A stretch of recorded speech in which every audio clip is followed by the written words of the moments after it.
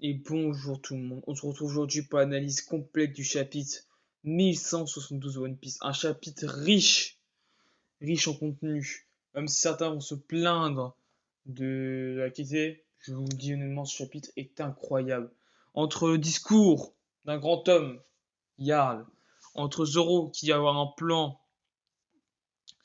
et les géants qui vont enfin entrer en action, ce chapitre est riche en informations. Nous allons du coup commencer ce chapitre. Avec Scopper Gaban et les Chevaliers Divins.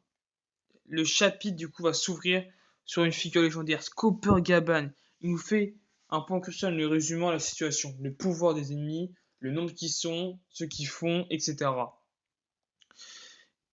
Voilà, ça c'est en premier lieu. Et après je me pose une question, qu'est-ce qui peut bien se cacher dans le monde des cieux? Comme nous le savons, il y a le monde des morts, du coup le monde où était enfermé Loki, le monde du soleil, là où sont actuellement les autres, et après nous avons le monde des cieux. Je ne pense pas que Oda ait mentionné cet endroit, nous ait introduit cet endroit par hasard. Pour moi, on pourrait y trouver quelque chose de soit des personnages puissants, soit des trésors, soit des armes puissantes ou des choses puissantes. Je ne pense pas qu'Oda nous ait introduit ceci pour rien. Ceci, petit aparté, revenons du coup avec la suite. On va changer de décor pour retrouver le groupe de Gaban. Le paysage des baffes est devenu infernal. Et d'ailleurs, on voit tous les cauchemars et on voit aussi du coup le Nika, hein, l'enfant qui est lycée Nika.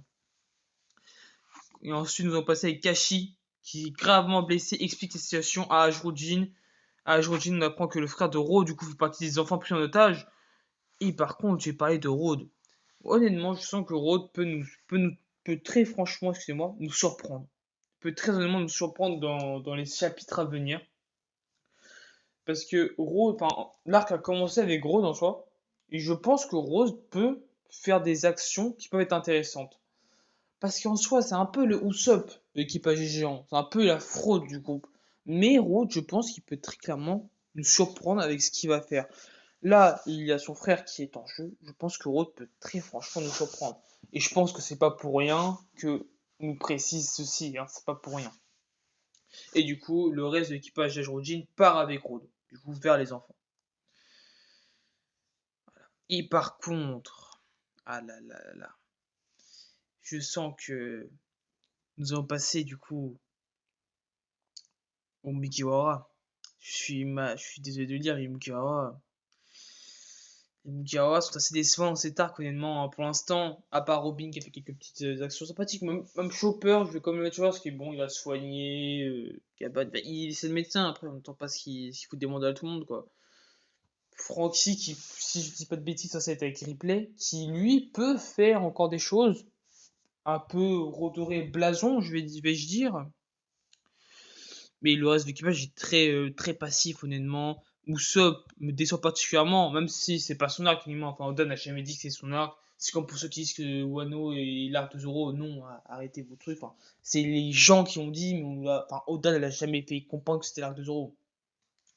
Mais ça, c'est encore un autre sujet, encore une fois.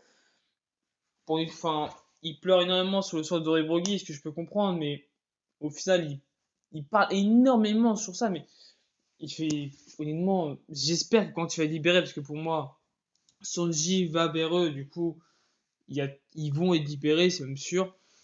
Enfin, quand ils vont libérer, Usopp, il a intérêt à faire des choses, parce que si Usopp est libéré et qu'au final, il nous fait la même Zumba qu'à d'habitude et il fait rien, ça sera très décevant.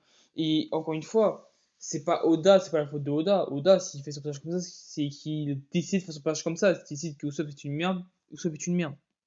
C'est très important de le préciser, ça. Et moi, je me rappelle de l'époque où on avait un Usopp qui, malgré, même si c'est un fuyard, qui prenait sa responsabilité. Rappelez-vous, par exemple, l'arc Arlong, même s'il a fui, etc., il a affronté ses responsabilités, il a combattu. Rappelez-vous, même avec d'autres arcs, Enisobi, Water Seven, plein d'arcs.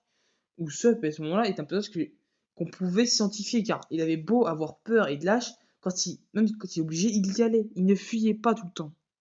Là, Usopp, c'est nul, hein. C'est zéro. Hein. Bon, ensuite, On va parler du discours d'un grand homme, d'un très très grand homme. Le discours d'un grand homme, le discours de Jarl. Ah là là. Il va nous faire un discours monumental. Il révèle du coup à tout le monde que Loki n'est pas celui qui a tué Harald, mais que Loki a endossé tout sur ses épaules, même s'il va mentir un peu sa vérité en disant que c'est un démon qui l'a tué, même si dans les faits c'est Loki qui l'a tué. C'est énormissime. Le moment va devenir iconique lorsqu'il va déclarer qu'Elbaf considère désormais le gouvernement mondial comme son ennemi. Il lâche cette phrase qui sera mythique. Rappelez-vous de cette phrase, car cette phrase-là, quand ça va être adapté en animé, ce sera le feu. Je vous le dis. Ce sera énorme. Et d'ailleurs, Ash qui dira qu'il y a 300 ans, c'était le plus fort. Il y a 300 ans. On nous parle de Yarn, on ne nous parle pas de son acolyte, qui lui était sûrement une fraude d'ailleurs. Voilà.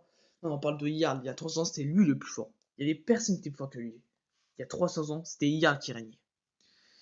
Ensuite, nous allons parler de Zoro, qui en arrivant avec le groupe avec Ajojin, en arrivant, dit j'ai un plan. Rappelons-nous qu'ils ne doivent pas se faire prendre en tenaille. Si je me rappelle bien des pouvoirs du Domireversi, s'il se fait prendre en tenaille, que va-t-il se passer?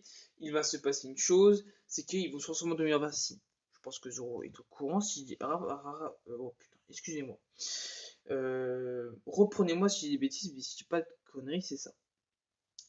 Première hypothèse que j'ai, c'est que Zoro va utiliser son HDR pour immobiliser temporairement les ennemis. On sait que le HDR ralentit la régène.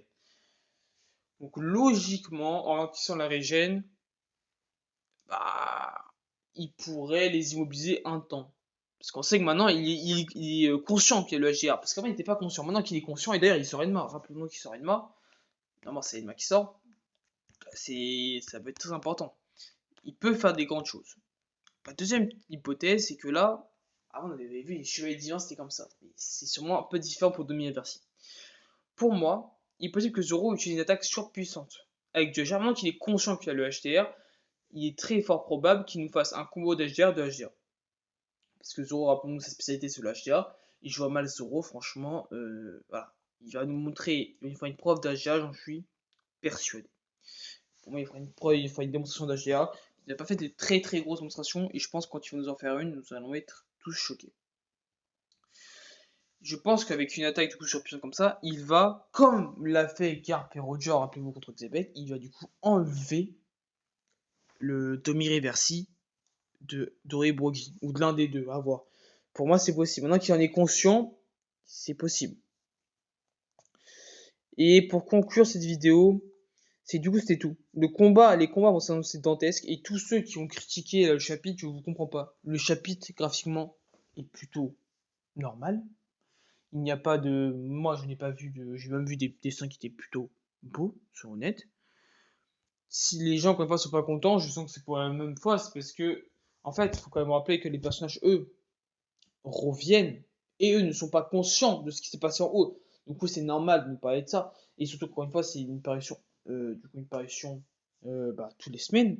Alors oui, des fois, il y a des pauses, etc., mais c'est globalement toutes les semaines, toutes les 2 semaines.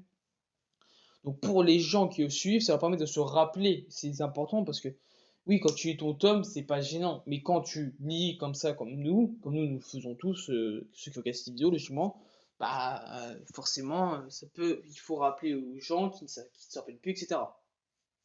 C'était ce que j'avais à dire. Et bah du coup, tout ce qui va être dantesque, hein. Et je sais pas ce que vous avez pensé de ce chapitre en général. En tout cas, donnez votre avis en commentaire, une note, etc. Des conseils sur la vidéo, ça fait toujours plaisir. Et pour vous, quel pourrait être le plan de Zoro, hein, c'est important. Si vous avez kiffé la vidéo, likez. Sinon, si vous n'avez pas aimé, malheureusement, dislikez. Hein. Mais n'hésitez pas à mettre un commentaire productif qui pourra m'aider à m'améliorer, à faire de meilleures choses, etc. Je vous souhaite une agréable soirée. Excusez-moi, une agréable soirée, journée, c'est pas encore regarder la vidéo. A plus.